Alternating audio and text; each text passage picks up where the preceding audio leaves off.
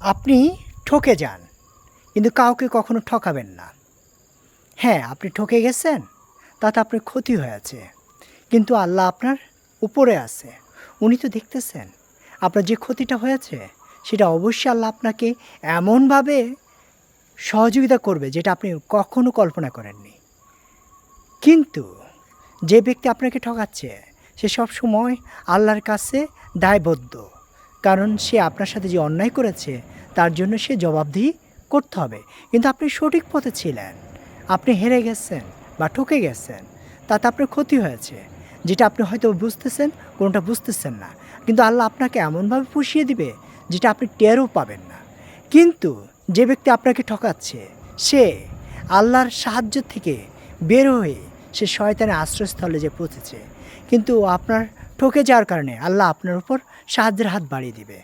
সেজন্য আমি বলবো, আপনি ঠকেছেন, ঠকে যান, কোনো অসুবিধা নেই। কিন্তু কাউকে ঠকাবেন না। কারণ আপনি সৎ পথে আছেন।